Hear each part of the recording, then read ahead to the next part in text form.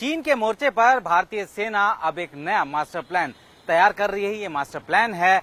वहां पर तैनात सैनिकों के लिए, और इसकी जरूरत क्यों पड़ी, ये सबसे बड़ा सवाल है। जरूरत इसलिए पड़ी क्योंकि 3 साल पहले जब चीन ने अपना आक्रामक रुख दिखाने की कोशिश की लद्दाख में, तो भारतीय सेना ने बड़ी तेजी से अपनी तैनाती को वहां पे दिखाकर चीन के कदम रोक दिए। लेकिन ये 3 साल हो चुके हैं। 3 साल से लगातार वहां पे यानी कि हाई ऑल्टीट्यूड एरिया में सैनिकों की तैनाती है। 50,000 सैनिक इस वक्त भी मौजूद हैं और अब उनकी मौजूदगी को लेकर अब धीरे धीरे कई सारे नियमों में बदलाव भी किया जा रहा है। सूत्रों के मुताबिक अब हाई ऑल्टीट्यूड में तैनाती का जो पुराना चार्टर जो अब तक चला आ रहा है, अब वो बदलने वाला है। यानी कि पहले 2 साल ड्यूटी देने के बाद, हाई ऑल्टीट्यूड एरिया में ड्यूटी देने के बाद अगले 10 साल तक सैनिकों को हाई ऑल्टीट्यूड एरिया में नहीं भेजा जाता था। लेकिन अब चूंकि वहां हालात ऐसे हैं, 50,000 से ज्यादा सैनिक वहां मौजूद है, राउंड ऑफ द क्लॉक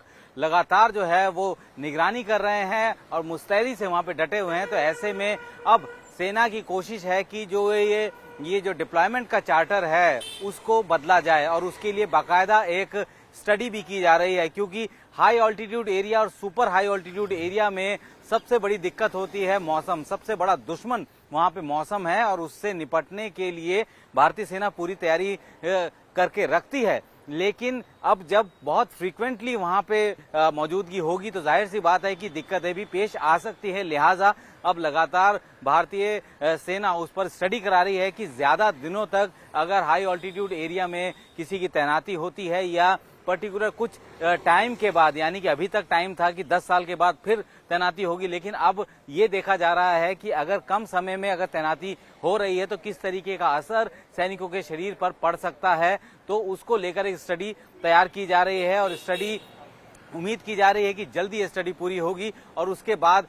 एक बार स्टडी पूरी हो जाए और जब इम्प्लीमेंट होगा तो उस वक्त ये होगा कि जो 10 साल तक का गैप जो होता था वो कम हो सकता है। हम लोगों ने देखा कि करगिल के युद्ध के दौरान जिस वक्त पाकिस्तान के साथ निपटने के लिए, पाकिस्तान को खदेड़ने के लिए कारगिल की ऊंची चोटियों पर भारतीय सेना तुरंत मूव की गई थी, तो उस वक्त वहां पे तैनात सैनिकों को हाई ऑल्टीट्यूड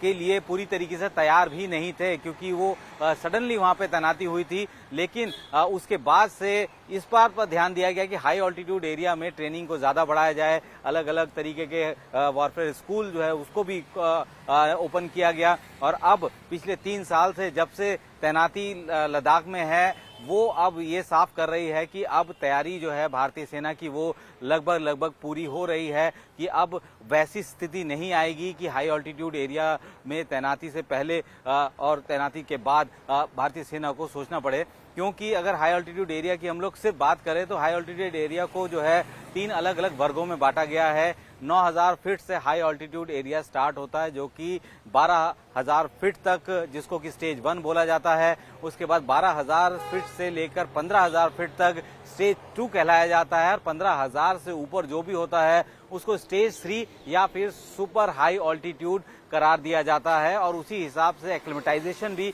करना होता है। लेकिन वहां पे तैनाती बहुत कम समय के लिए होती है। अगर सुपर हाई ऑल्टीट्यूड की बात करें तो एक बारी में 3 महीने का टेन्योर वहां पे मिलता है, उसके बाद रोटेशन होता रहता है। पिछले 3 साल में लगातार रोटेशन किया गया ताकि हमारी तैनाती, हमारी मजबूती वहां बनी रहे, किसी तरीके की कोई शारीरिक समस्या ना आए। लेकिन अब सेना ये चाहती है कि जो ज्यादा एक्सपीरियंस लोग हैं, जो कई बार उन इलाकों में तैनात हो चुके हैं, चाहे वो सैनिक हो चाहे वो अफसर हो, उनको उस इलाके में ज्यादा भेजा जाए। एक बार ट्रेनिंग, एक बार नियुक्ति के बाद, एक बार डिप्लॉयमेंट के बाद फिर 10 साल तक का पूरा एक लंबा गैप, जिसमें कि 10 साल एक बहुत लंबा समय होता है, और उसमें कई तरीके की तकनीक में भी और चुनौतियां भी जो है बदलती है। तो ऐसे में अब कोशिश की जा रही है कि 10 साल का लंबा गैप जो है उसको छोटा कर दिया जाए, और वहां पे जो एक्सपीरियंस जो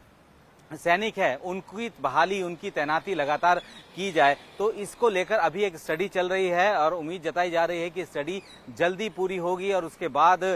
जो पुराना चार्टर था डिप्लॉयमेंट का, ड्यूटी का चार्टर, वो चेंज हो जाएगा, और उसके बाद लगातार भारतीय सेना अपनी मौजूदगी को वहां पे बनाए रख पाएगी, क्योंकि सिर्फ लद्दाख के इलाका की बात करें वहां पे 15,000 से ज्यादा की हाइट जो है वो ऑल्टीट्यूड है, यानी कि वो सुपर हाई ऑल्टीट्यूड का हिस्सा माना जाता है। तो इसी तरीके से ईस्टर्न सेक्टर में भी हम लोग बात करें तो वहां पे भी हाई ऑल्टीट्यूड एरिया है। तो ऐसे में अब तैनाती का जो नियम है उसको बदलने की पूरी तैयारी हो रही है, और क्योंकि अब 50,000 सैनिक तो सिर्फ लद्दाख में ही तैनात है, हालांकि उसके लिए सरकार की तरफ से, सेना की तरफ से रहने का हर तरीके का बंदोबस्त वहां पे किया जा चुका है। परमानेंट शेल्टर वहां पे तैयार किए जा चुके हैं, रोड इंफ्रास्ट्रक्चर तैयार किया जा चुका है, और वहां पे काफी पैसा खर्चा किया गया है ताकि अपनी डिप्लॉयमेंट को मजबूती से बनाए रखी जा सके। लेकिन शारीरिक जो समस्या है उससे दो चार होना पड़ता है, क्योंकि प्रकृति के साथ अगर उसके एक्सट्रीम में जाएंगे तो जाहिर सी बात है दिक्कतें होती हैं। लिहाजा अब सेना की कोशिश ये है कि एक स्टडी पूरी तरीके से कराकर फिर उसी हिसाब से इस नए डिप्लॉयमेंट चार्टर को तैयार किया जाए, ताकि आने वाले टाइम में या भविष्य में कभी भी कोई ऐसी कंटिजेंसी की सिचुएशन आती है या कोई ऐसी दिक्कतें होती हैं कि आपको हाई ऑल्टीट्यूड एरिया में तैनाती ज्यादा जल्दी और कम समय में करनी हो तो उन्हें किसी तरीके की दिक्कत ना हो। तो फिलहाल भारतीय सेना एक कह सकते हैं कि प्लान को लेकर आगे काम कर रही है, और उम्मीद जताई जा रही है कि ये प्लान जल्द ही पूरा होगा, ये स्टडी जल्द ही पूरी होगी और ये मास्टर प्लान जल्द ही लागू हो जाएगा।